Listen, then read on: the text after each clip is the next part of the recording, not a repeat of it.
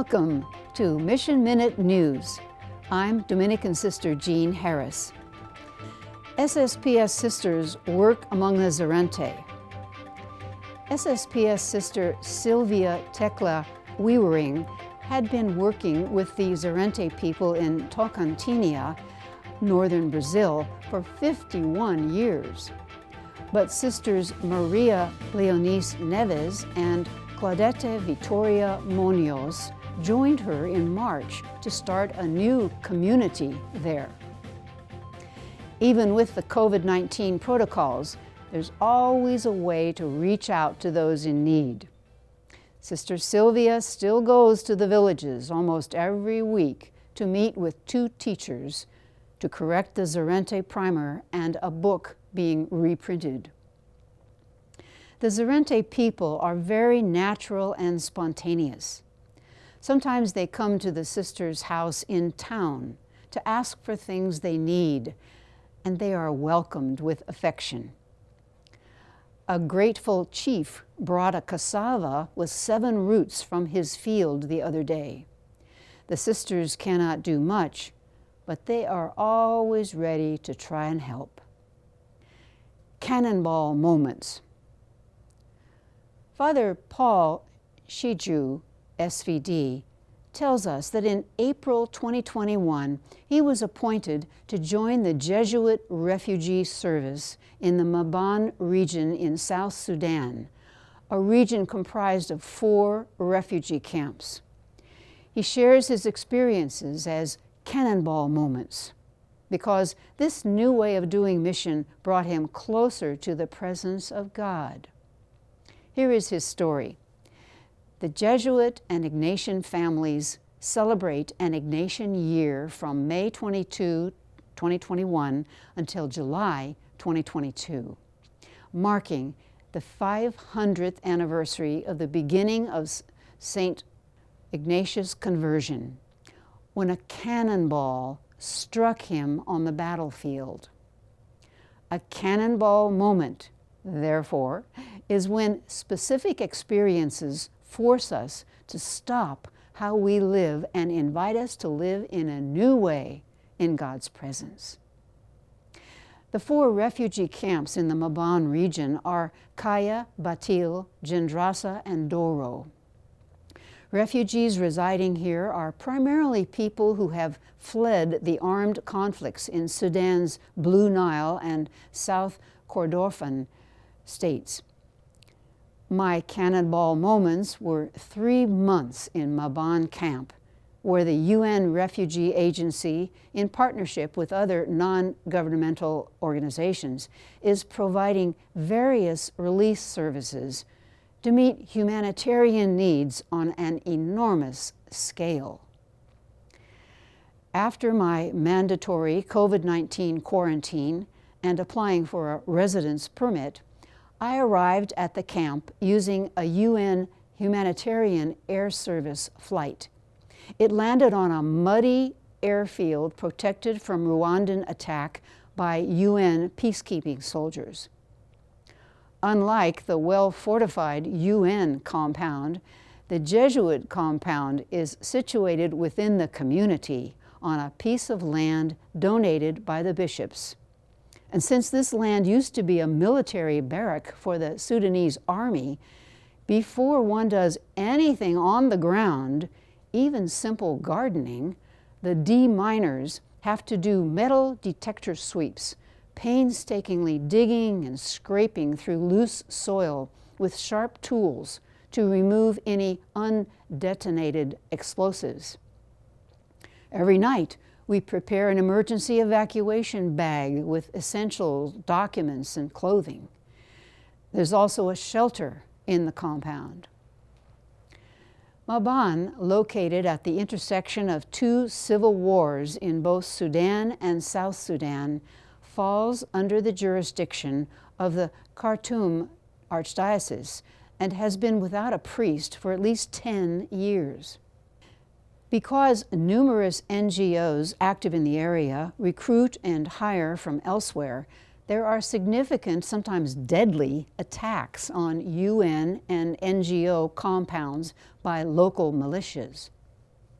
After we informed the militia commander of our presence in the region, I was able to celebrate Mass in a rebel-held area with a few members of the local pastoral team and saw many abandoned, burnt villages.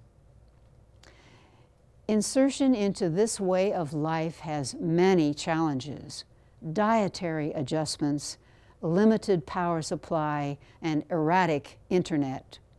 We use drop-hole toilets and sleep in hot, humid, tin-roofed rooms with buzzing, malaria-spreading mosquitoes. Over weeks and months, the challenge grows, waking up every day to the sight of simple plastic bag-roofed bamboo shacks and mud huts stretching for miles and miles, where despite language barriers, people appreciate our gestures of pastoral accompaniment.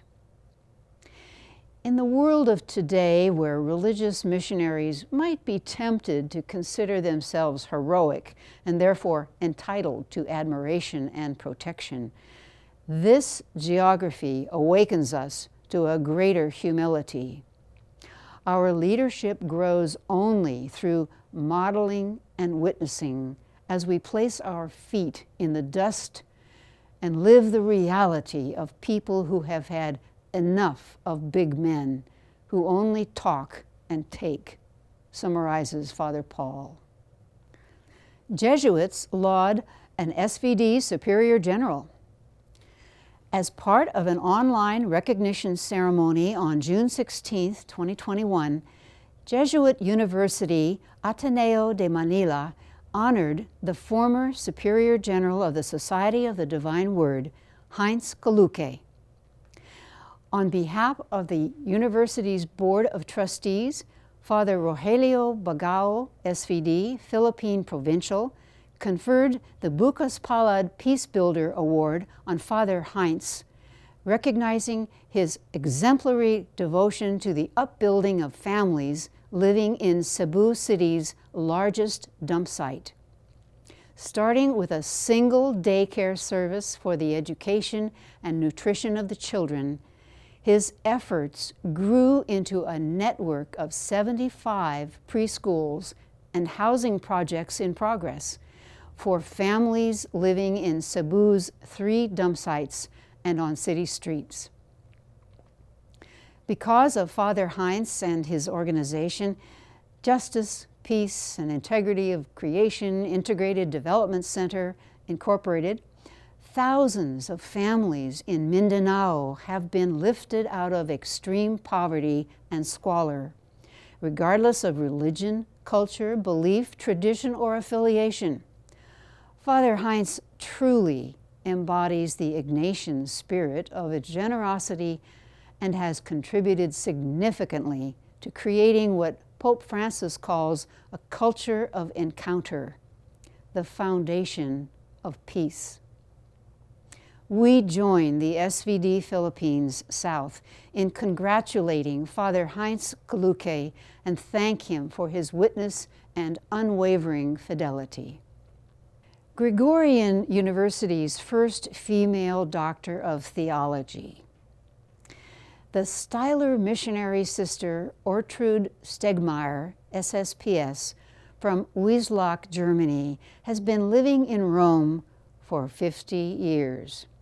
She was the first woman to receive a doctorate in theology from the Pontifical Gregorian University. She led the 2 co-founders of her missionary order to beatification, though she herself never made it to the missions. She was never the classic missionary. Rather, she was destined for intellectual development, studying theology in Münster and Freiburg with professors Metz, Kasper, Ronner, wonderful, I was completely carried away, she says, and Ratzinger. In Münster, Sister Ortrud says, already in her time, in the mid-60s, half of the theology students were women. At first, her order didn't have a proper place for such an educated sister. That is how Sister Ortrud came to Rome, and to the Pontifical Gregorian University. At the renowned Jesuit university, she was the first woman ever to earn a doctorate in theology. She wrote on the contribution of the sisters to missionary activity in Southeast Asia. For this, she did field research in Indonesia, the Philippines, and India. Besides the sticky heat, she remembers the reality of life in these countries, which helped her better understand the universal church as well as the missions.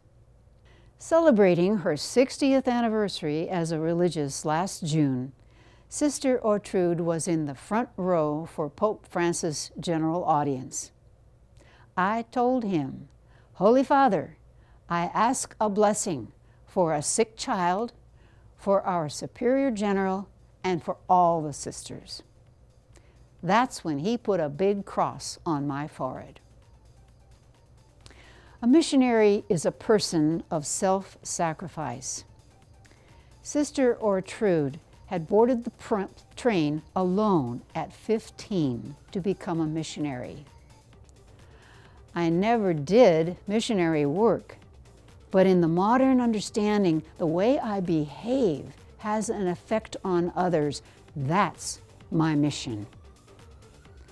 If you have a comment or question about any of our stories, please email us at missionminutenews@wordnet.tv. You can also post your comments below each video on YouTube. We promise to respond.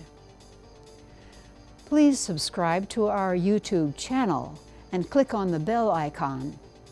Share with others about the channel and the variety of programs you enjoy there. And please join us every Wednesday for our online Eucharist and Adoration and Benediction of the Blessed Sacrament, starting at 11 a.m. Pacific Time.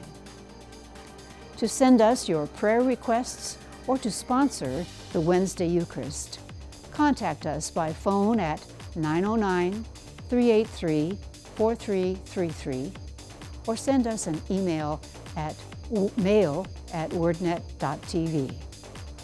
This is Mission Minute News. Until we meet again, stay safe, and may Jesus' love for you make you smile.